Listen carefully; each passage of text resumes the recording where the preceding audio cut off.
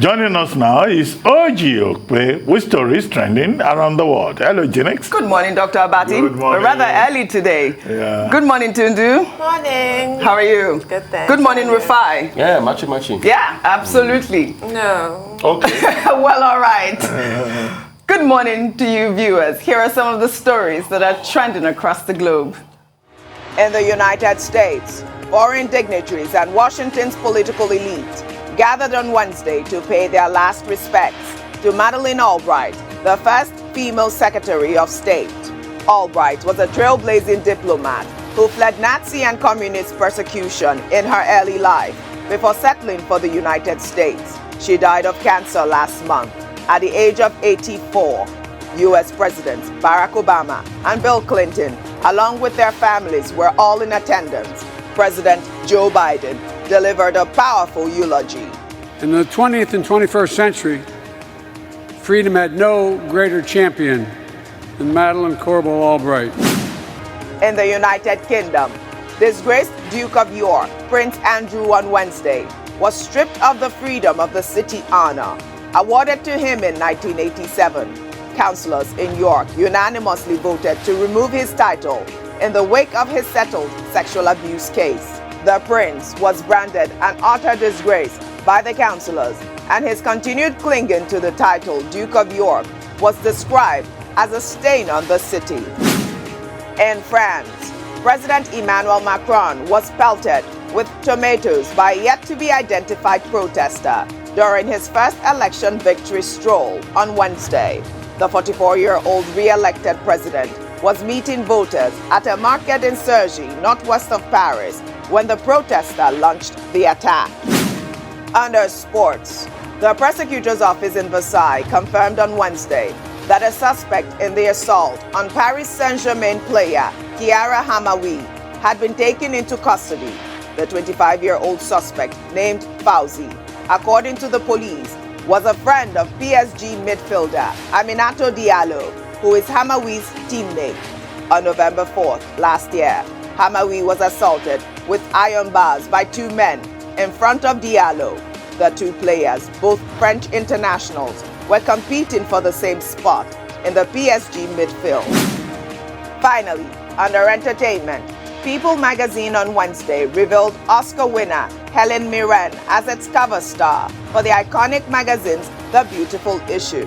The 76-year-old actress said she was gobstruck after learning about her honor, as she never considered herself beautiful, especially at her age. When I heard I was going to be on the cover of this particular iconic issue of People magazine, I was absolutely gobstruck, as we say in England. I've never considered myself beautiful in that way, and also, you know, my age and all the rest of it. So I was amazed. Yeah.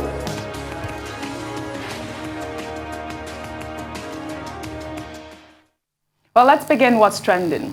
Mohammed Marwa, chairman and chief executive of the National Drug Law Enforcement Agency, on Wednesday urged political parties to make drug integrity tests part of the screening requirements for aspirants seeking to contest political offices in the 2023 elections on their platforms. Well, the NDLEA boss made the comment while responding to questions from journalists at the 2022 First Quarter Best Performing Commands Award ceremony. He stated that the agency have long advocated for the drug test for politicians because those who run for public office can't be drug addicts.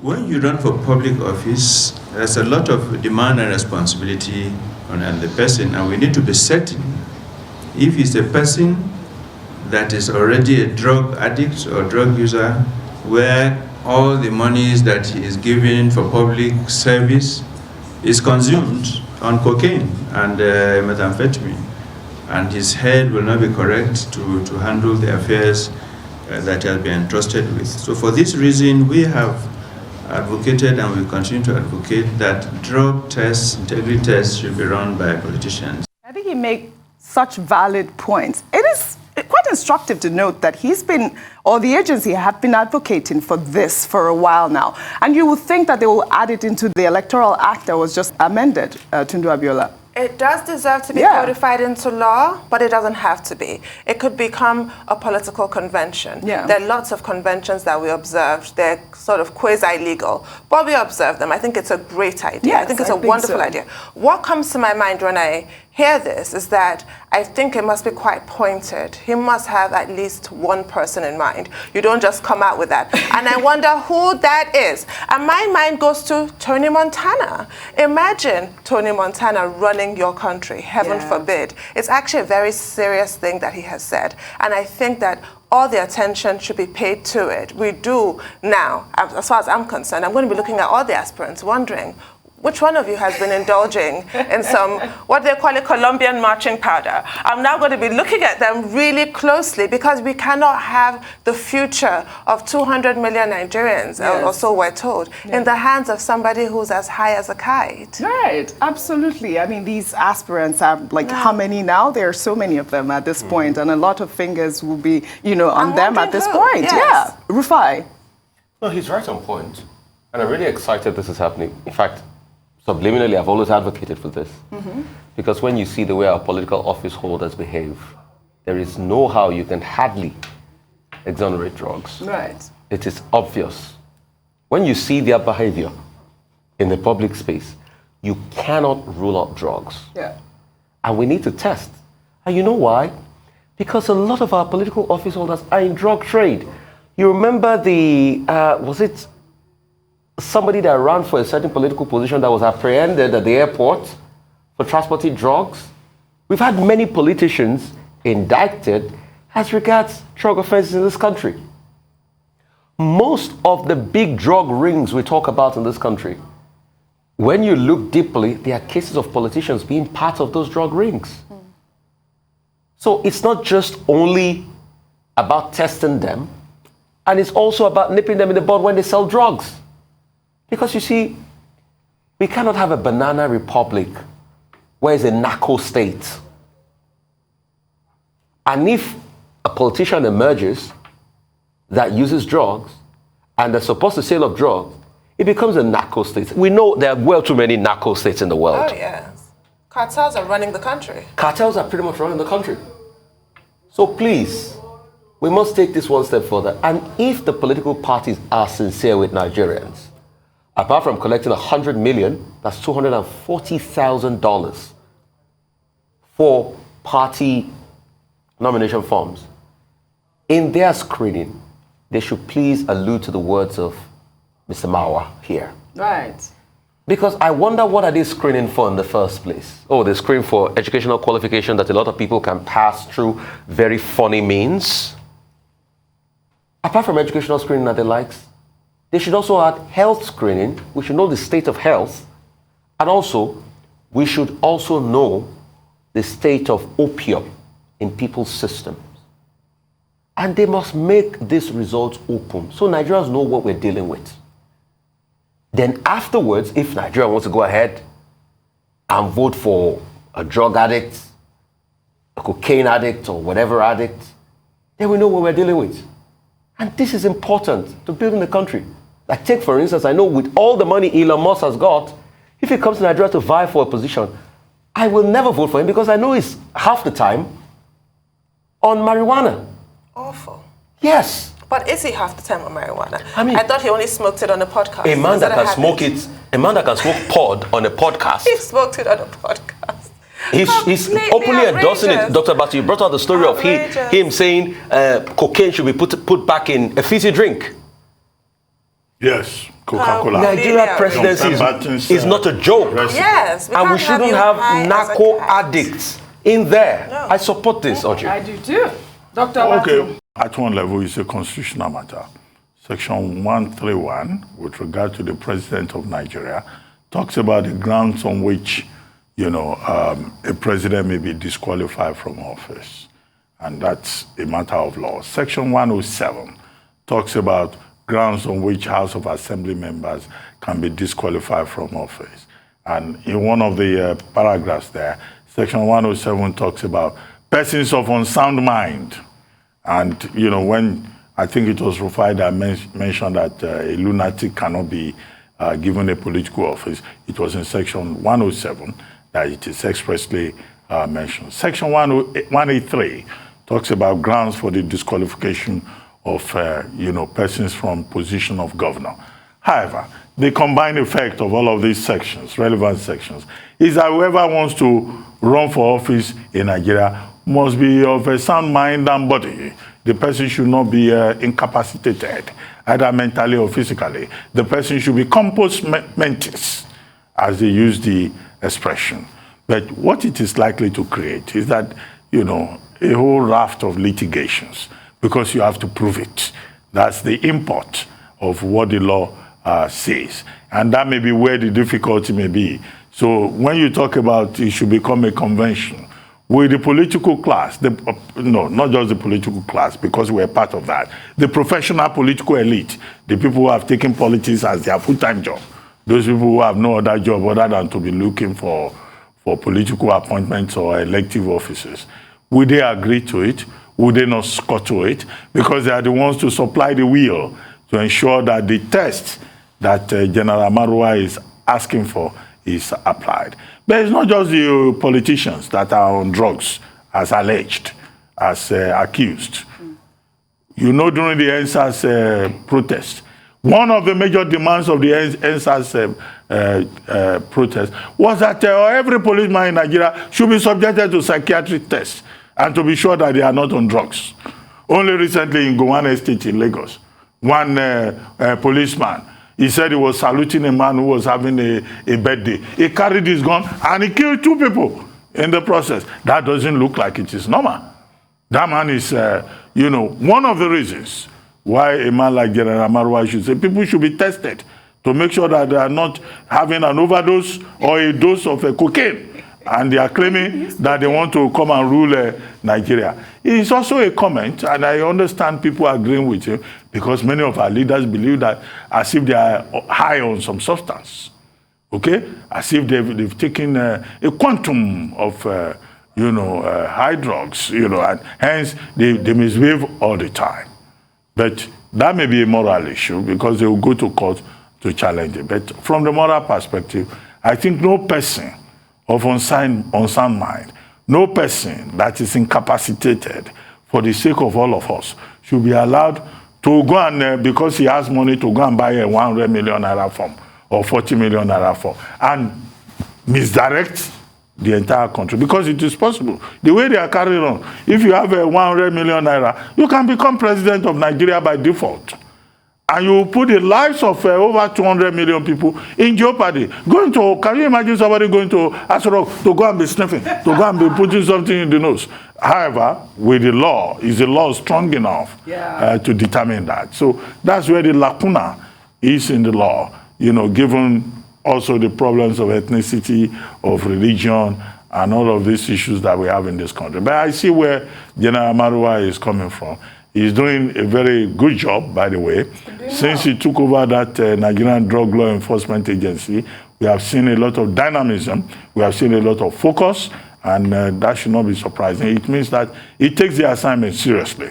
But he has an extremely difficult assignment if he wants to extend this drug test to people who can just call 2-3 persons or 1 person who will supply 100 million, just like that. They will go to court, and they will get judgment in their favor, and they will rule the country to our enormous risk.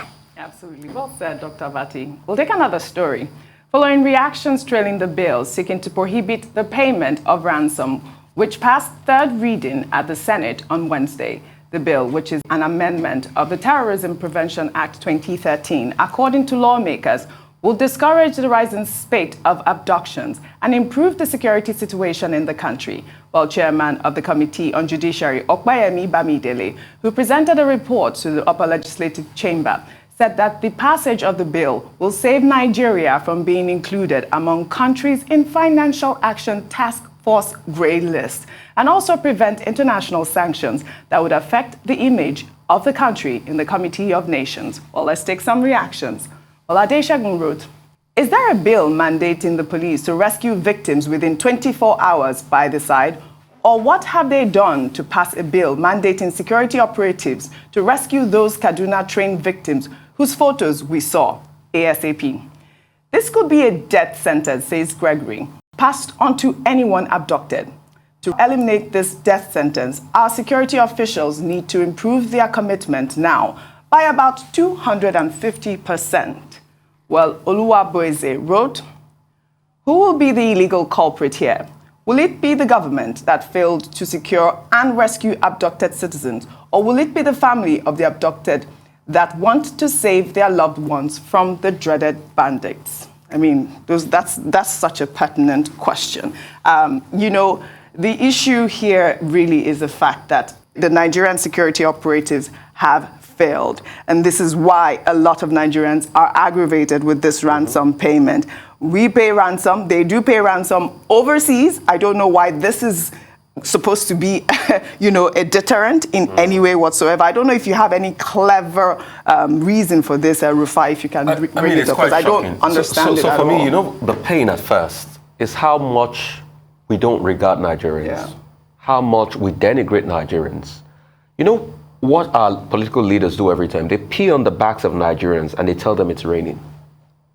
So it was because of international sanctions you could quickly move to pass a bill like this.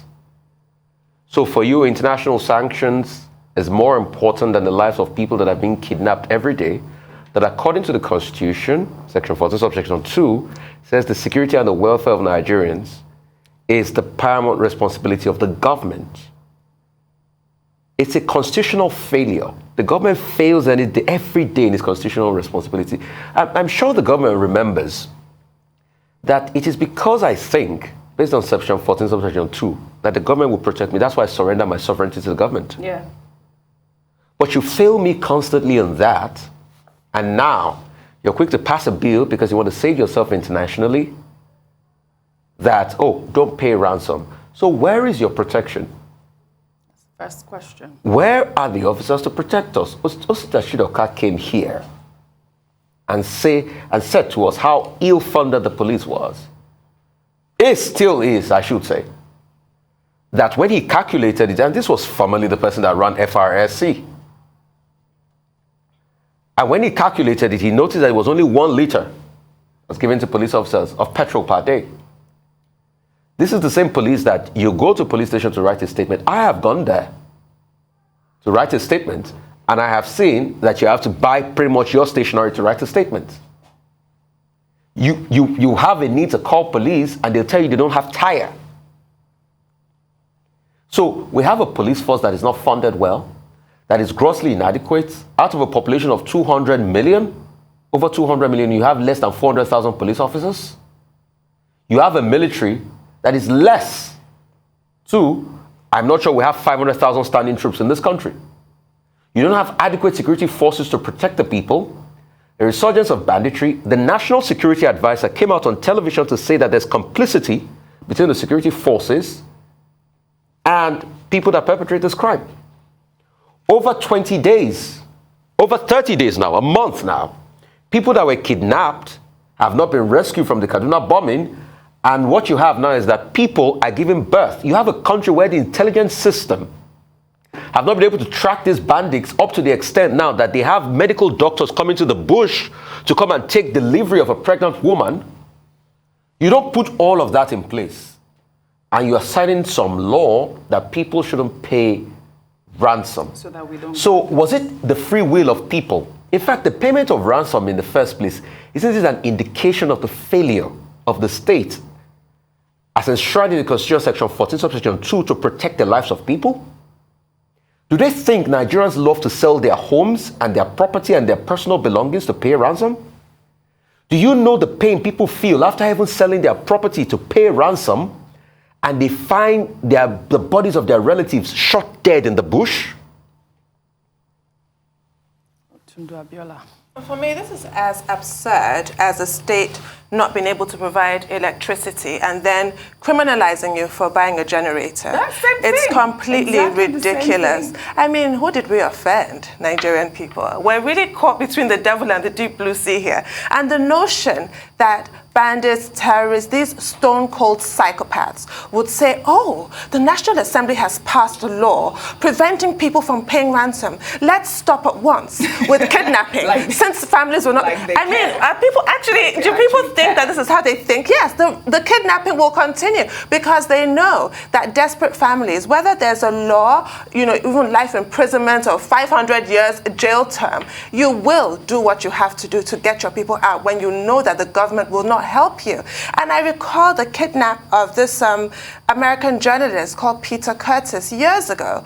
And the ambassador to the United Nations for America at the time, Powers, that lady, she was praised all over the U.S. media. Yes, because she arranged for the family of that journalist to, talk to these Qatari terrorists and have their child released. They paid some kind of ransom, but she was praised for doing that because the family was completely in the dark. And that is a government that actually cares about their people. And these are the people where we got that don't negotiate terrorist stance from, that we're blindly parroting. Even they don't observe it. Even we don't observe it. It's complete hypocrisy. And people will do whatever it takes to get their people out. Yes. I think this is such a slap in the face. We're going through absolute hell, and you're telling people how to get themselves out. You're saying, no, not like that. Yeah. Just sit there, sit on your hands and allow them to kill your family members. I mean, really. Completely absurd. Before I take your comment, in the meantime, Dr. Abati, the Zamfara State Government has sacked 2 emirs, the Emir of Zurmi, Atiku Abubakar, and the Emir of Dansadau, Hussaini Umar, over their alleged involvement in banditry activities in the state. The special advisor to Zamfara State Governor on Public Enlightenment and Media, in a statement on Wednesday, revealed that a district head, Sulaiman Danyabi, was also relieved of his appointment, adding that 2 committees were set up to investigate the involvement of the 3 traditional rulers, and that the findings of the committees also revealed the Abuse of Land Act in their various domains. Dr. Abati, these are some of the people that are complicit, probably in the banditry situation that we face in the Northeast. We have traditional rulers that might be assisting these bandits. Okay. Dr. Abati. I will take the 2 subjects together in the manner in which they have been presented. First, what the National Assembly was trying to do, the Senate that is, after the presentation of the report of the Senate Committee on the Judiciary, led by Madeleine, is 1, to review the Terrorism Prevention Act of 2013 and to criminalize the payment of ransom. What are the reasons that the report stated? 1, that if you criminalize the payment of ransom, it will discourage the abduction of persons. That is not true. I don't agree with that, because the people who abduct people, they are already lawless people. They are already criminals. If they were you are making a law for criminals to obey. So how would that translate into reduction in abductions? The second thing, they say that, 2, that it will save Nigeria from getting onto the list, the grey list of the Financial Action Task Force based in Paris, the objections of which led to the establishment of EFCC and ICPC in Nigeria. I don't see the connection.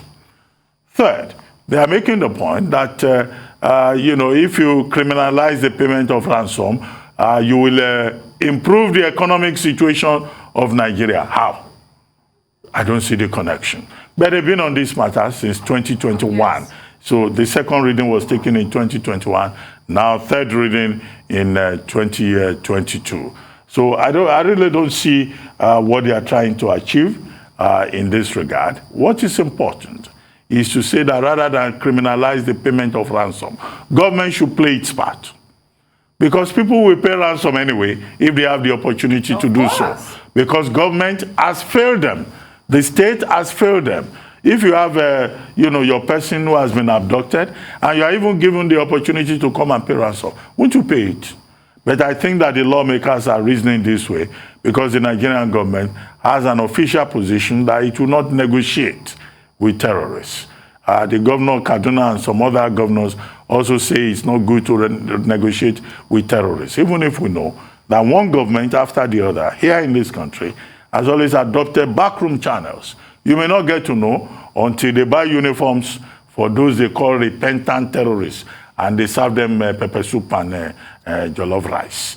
Okay, so I think, the true test of this is that the test of a law, even if it passes, is in its implementation. There are certain laws that are called dead laws.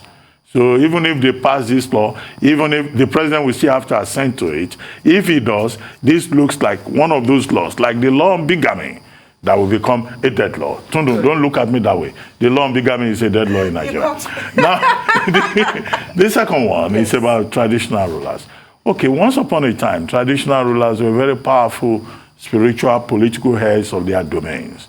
But since the post-independence era, after the First Republic, traditional rulers became one penny obas, as one famous oba, I don't want to mention his name, I don't want to offend anybody, but it was a Remo king, that was referred to as a one penny king, because the post-colonialists, these new leaders, they took over. And they took over the authority of the obas. They removed the traditional rulers and the emirs from what used to be the House of Chiefs, the Council of Chiefs in Parliament, and they reduced their influence. And they gave governors the powers to give a traditional ruler the staff of office.